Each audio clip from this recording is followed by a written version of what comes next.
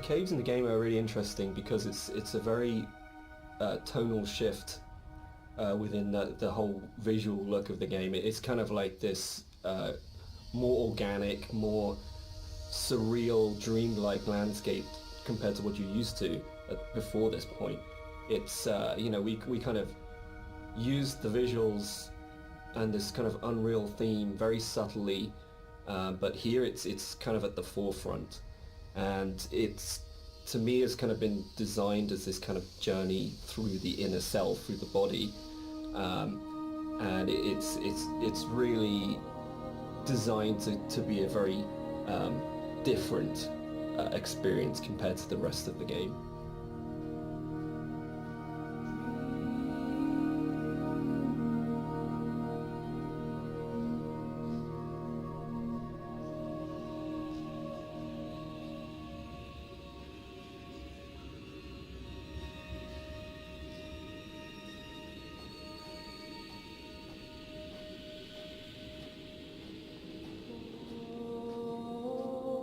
This for me is probably the most pivotal music cue in the game, and it's the one that most people write to me about to say that they are absolutely obsessed with and they love. It's the only music cue that has singing. It has a female voice, and I think that's a really important shift for me, that you've gone from this beautiful string music, but it's quite abstract, into what is effectively a song, and with lyrics, so you're actually explicitly saying something as a composer at this point. The other thing that I think it's important to say for me is it's the biggest shift from the music that I wrote for the mod. It's the same music, but the act of having it sung by an amazing singer. I sang it on the original and it's really bad, and Clara Sanabras re-recorded it, and it's what good actors do, it's what Nigel Carrington did, it's what good musicians do, and they take something that you've created and they just shove it up into the next level and make something that's good into something really extraordinary. And also for me, I think it's a point where the environment art and the music just meld so beautifully and so seamlessly into one. I mean, on a personal level, I've played the game hundreds of times now, and I still enter the caves and I look at Rob's work and I'm just absolutely overawed, just gobsmacked by its beauty. And I just think it's a really magical moment in gaming for me, actually. I know that probably sounds really dramatic, but I just think it absolutely hits something where everything just works together. And the music is so dreamlike. You know, Rob has talked about the journey through the body, and I think that's absolutely, for me, the music becomes so organic and fluid and actually very feminine and female at that point. You're hearing the voice of his love.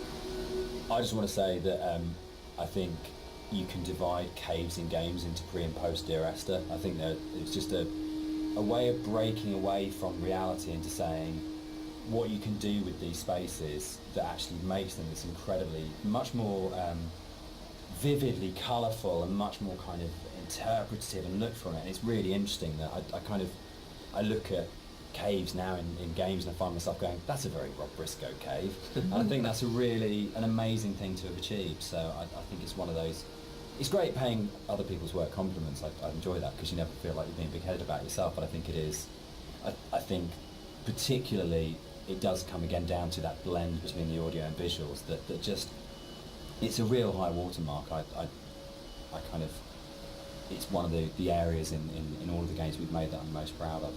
I think as well, you think you know what you're getting with Dear Yes. Esther for the first 45 minutes of the game, wherever we are at this point, and then you step into something completely unexpected and completely new, and I think it just throws the player such a curveball in such a wonderful way.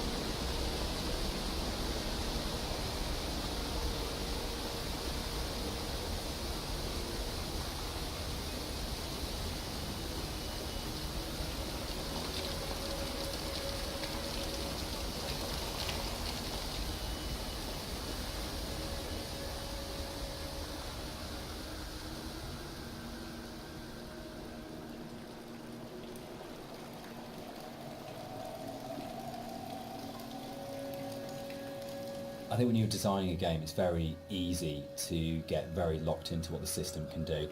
And you're trying to deal with all the different variations of things, that if a player does this, then this, and we have to deal with the consequence here. And our lead designer, Andrew, and I talk about this all the time, about you might have an idea, but then how does this radiate out throughout the entire system? And you get very caught in the idea of what the system has to be and how robust the system has to be and this kind of thing. And I think what's really important as a sort of a designer, as a creative, is that understanding that actually the real game is happening in the player's head, and that the system can be whatever you want it to be, but if the game isn't running in the player's head as opposed to on the screen, then you're missing a trick. You're not letting the game be everything it could be. And I think the great thing about working with a game as simple as Esther, in a way, is that those sort of consequences of player interaction, there's not a huge number of them in the way that there might be with a very mechanically complex game. So you can really heavily focus on what is the game experience that's being played out within the player's sort of mind and heart at the moment. And there are other, sort of, I know this is a kind of a way of approaching game design that has become increasingly popular over the last few years, and that Journey was a really, really good example of that game company really focusing on, well, what's the emotional experience of playing this game. But I think, again, it's probably one of the reasons why Esther has lasted as long as it has done, because it's not a mechanical exercise, it's an exercise in trying to inspire you as a player to have the deepest experience and the deepest engagement, and to really run the game in your own head, rather than being something that you're sitting 6 feet away from, kind of interacting with. I hate interaction as a term for that. I think it becomes very cold and mechanical and systems driven, and really interaction is completely trivial and pointless if there isn't an emotional engagement with the player, and you haven't moved it away from the screen and into the player's head.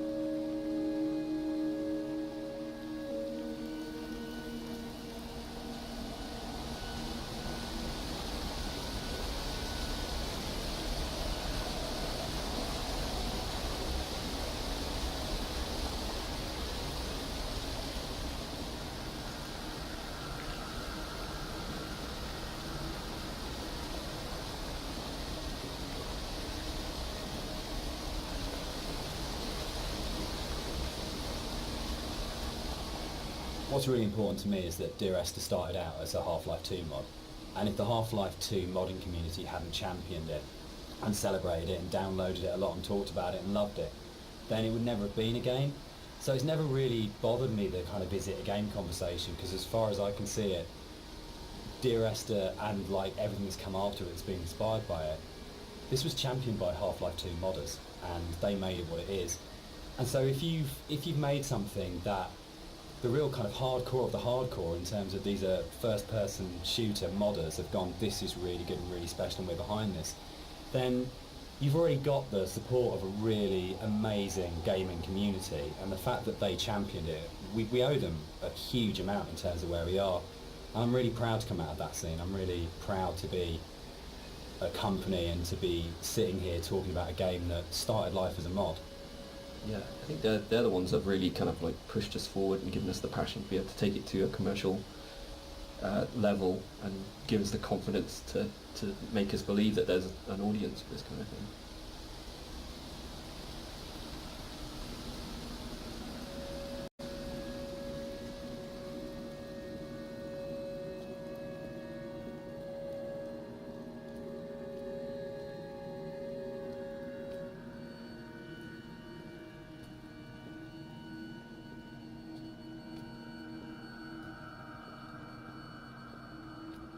Dear Esther was my first foray into writing music for games, and I actually approached it very traditionally, so more as a film score than a traditional interactive game music score.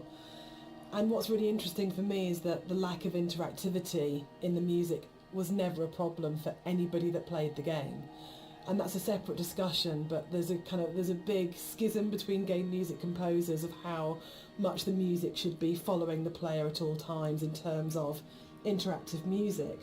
But one of the reasons I wanted to say something at this point was that this was my little first journey into thinking about how you write music for games rather than films. So I had this song that was a certain length, and Dan said, well, we don't know how long the player is going to take to traverse through that space. And I thought, oh no, he's right, and slightly panicked. So this was a very simple solution where the song was split in half, and then I wrote some drone music that could just play for as long as was needed as the player walks through the space, and then the second half of the song would seamlessly play. And it's very, very simple, but it's quite emblematic for me in terms of my career, because it was the first time that I had to think about the player. Because with film music it's so simple, you know exactly what's going to happen when, but this concept of interactivity was so new for me, so I kind of look back at it fondly because it's quite a basic approach to, you know, compared to something like Everybody's Gone to the Rapture, where that was an open world adventure where I had to really think about the player and their movement through the space. So I kind of look on this very fondly, this moment in the game.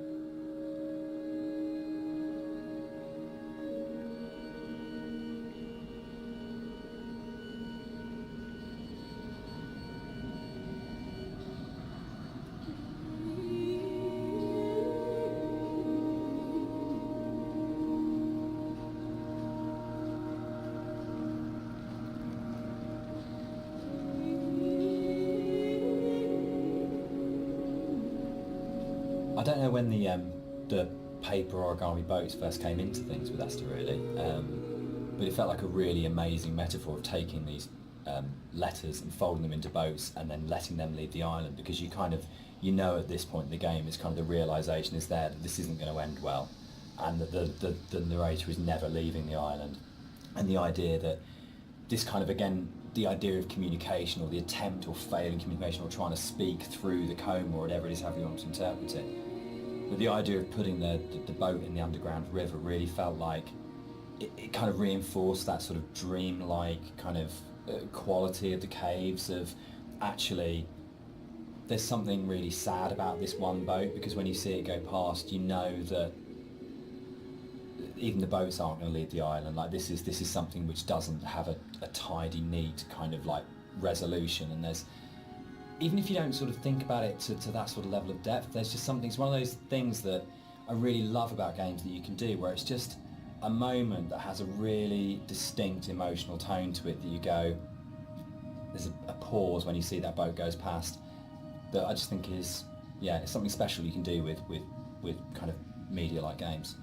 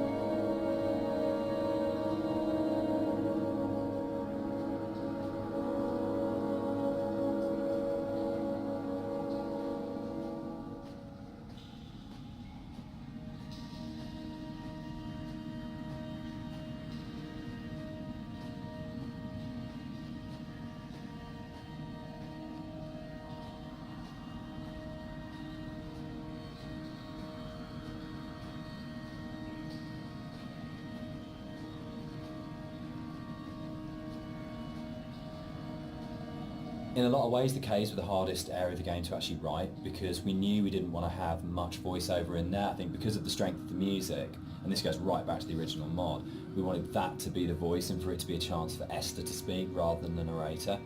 And we also wanted to have this break, so when the narrator came out from the caves, you had a real definite sense of something happening, and that he had changed as a result of this journey. So it meant, really felt wrong to have a lot of voiceover within there, but then that made it really difficult, because then it was, you had like 4 one-sentence lines in there, and each one of those had to have an absolute clarity and to really, really kind of work. So I think for me, it was really interesting. It's like the difference between writing kind of fiction and writing poetry. When you read really amazing poets, and you have that incredible surgical precision where every single word is considered and placed so absolutely. And rather than being able to kind of, because the narrator rambles quite naturally, it was able to, you could kind of get into the flow of the narrator's ramble in other places in the level, and this was a real challenge because suddenly I was having to write like a poet of going, every single one of these words, every single cadence, every single sound has to be absolutely perfect, or it'll just feel like the narrator's voice is intruding on the rest of the experience. So it was, yeah, I think definitely the most challenging area of the game as a writer.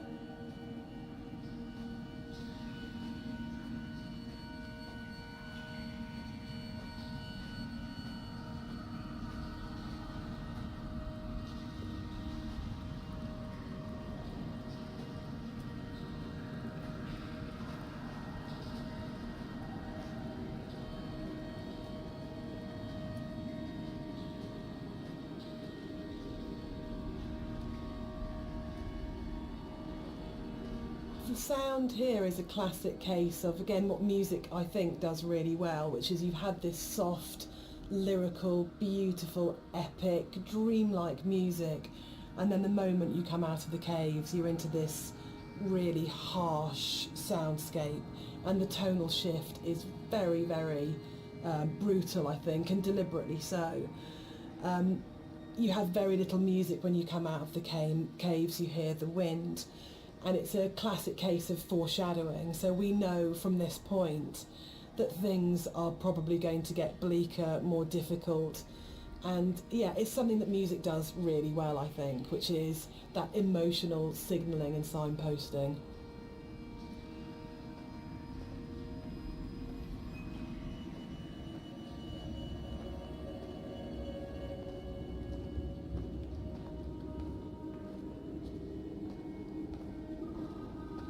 This whole area moved, didn't it? The original mod, this was a Yeah. cave right at the beginning of the caves where Yeah. everything was written, and it moved to the back end of the level, and we have this long corridor that's full of these kind of it's the point of high madness, I think, in the game, isn't Yeah, it? yeah, it's kind of just where you feel like you're losing the plot completely, both like visually and auditory, and you know, it's kind of like this really frenetic moment for me.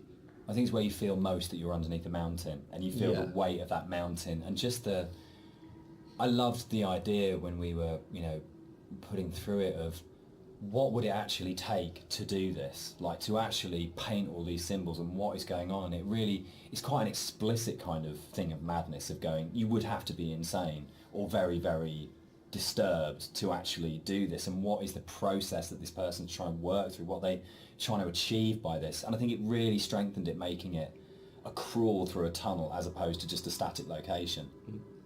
Yeah, I think it's the consistency and the coherence of the symbols is a lot more broken down as well. Like you see some symbols before like scattered around the environments, but at this point they're like right in your face, and they're kind of just, it's just total madness, you know. Any kind of meanings have been crossed over and confused, and you know, I think it really helps to bring the tension up at this point in the level as well. So you're kind of coming out of this dreamlike state a little bit. Yeah, you kind of know that you're getting towards the end of the serenity into something that's a bit more disturbed than that. Yeah.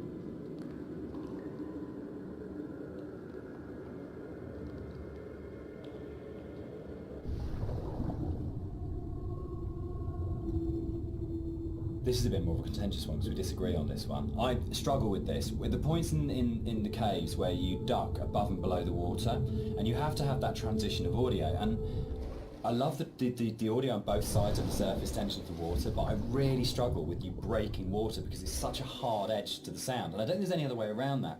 And you need to have those moments where you do go underwater because it's so important. But it's one of the areas that's never sat very comfortably with me, because I feel like in a level which hasn't got a single edge in it, it's the one edge within it, and it breaks me. And that's why I think it's so successful, because you've been lured into this completely hallucinatory, dreamlike world, and then all of a sudden, as a player, you're literally gasping for breath. You're coming up for air. And I think when we're talking about that metaphor of the body, for me, it's so about birth, and it's about this coming through the water, and actually it's a moment of realisation for me, but you're having to go back under again, and you're diving down. So for me, without wanting to sound incredibly pretentious, it's about the fight between the conscious and the subconscious, and that struggle. Booyah! There's actually a really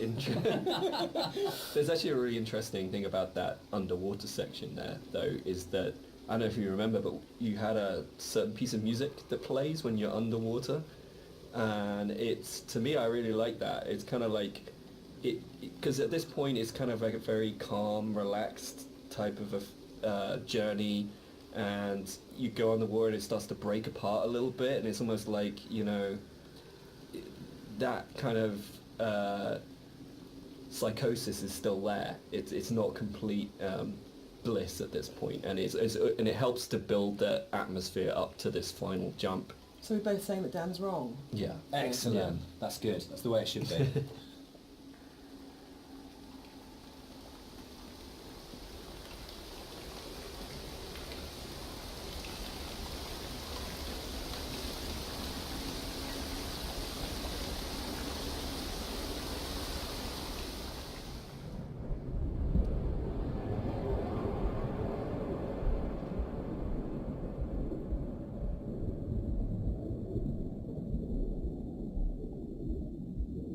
Motorway scene, the biggest new addition to between the mod and the commercial version. This didn't exist in the mod at all. It was a completely new thing. Yeah, it's I wasn't sure where the idea spawned from to have this scene, whether I just sort of went off or we discussed it, or I can't remember. I can't remember. Can you remember? It just kind of appeared, didn't it? And then it was just this kind of.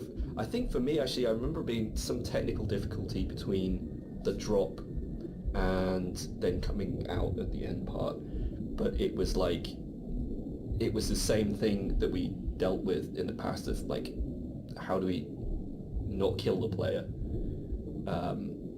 From a technical standpoint, I think it might have been something to do that, but it was also, I can't remember where the whole thing came from. I think it's my favourite point in the whole game, actually. I think it's just it's quite shocking, and it's so surreal, and it's so beautiful. And from an audio point of view, you have that baby's heartbeat bringing us back to the idea of the ultrasound. Was Esther pregnant? And it's one of those moments that I think everything just kind of collates together, and it's so unexpected. Yeah, for me it's like a moment of realisation. Yes. It's like, it's coming to terms with something almost, Whether or not what actually is going on at the moment is real, this did happen. There's kind of an absolute. I remember playtesting it, and I didn't know that the car can get switched out with a hospital gurney, and I must have played it. I was like 3 or 4 times into playtesting it, and the first time it switched out and it was a gurney instead. I really remember kind of sitting there and going, "Oh God, that's just," and really being just stopped in my tracks by it. And it's one of those weird things you get when you're making a game, that you'll never have those moments that a player does, where it all so well. It's really, really rare to be in a situation where you actually get a genuine, fresh player's eye view on what you're making. Yeah, I was always a bit worried that it was maybe a bit too literal. Like we gone a bit too literal with that. But I think looking back at it now, there's still a lot of strangeness going on there. Obviously, the whole scene is unusual, but there's still these like very subtle details that are there that kind of still making you think, what does that mean? Like I think if you look closely, there's like coins scattered around and things like that. It's And for me, it's, again, sorry to keep going on about it, but it's about layers of subconscious for me. That you start overground, you go into the caves, you go deeper, you're falling down, it's going down the rabbit hole effectively, and then you go to the deepest level, and that's actually the truth, that's the reality, that's what happened.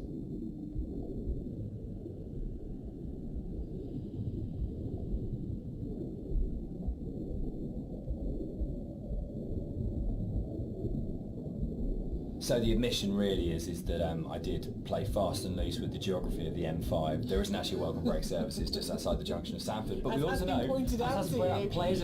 I mean, what a thing if you make something that's based vaguely on somewhere in real life. In terms of a compliment, when you're getting emails from players going, there isn't a welcome break there, and people really trying to work out where is this, and whole threads about where on the M5 it is. That's just the most amazing feeling. But I think what I really love about, what I think works really, really well in Esther, and again it's something that I think is really carried forward to our other games, is that a lot of the time we're not dealing with kind of like big, glamorous, amazing, epic places. It's a sort of like a ratty little island in the Hebrides. It's someone who lived in Wolverhampton. It's just outside, a service station on a stretch of the M5. And I think that earths what's going on. Gives it a realness as well, particularly when you sort of put it against the surrealness of the caves. Actually, you're kind of going, this is really surreal and this is really, really dreamlike, but actually I'm talking about, a car accident just outside a little chef, and that playing off those two things against each other. It's like making the ordinary extraordinary. Absolutely, yeah.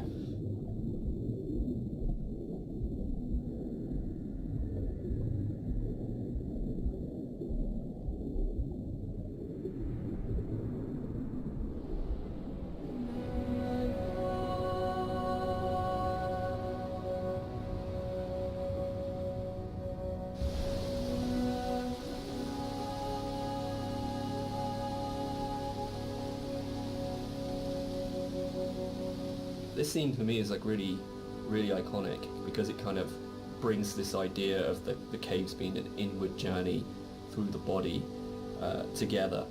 It's really kind of like a symbol of rebirth, and it actually brings together a lot of the visual goals that I wanted to achieve with a lot of the symbolism in the game. Like I've talked a little bit about how the environment was kind of designed to provoke emotions, and kind of the impressionistic style gives you just enough information to make you think of things and feel things. But this is probably like the antithesis of this, and the whole feeling of rebirth here is quite strong. I know Jess.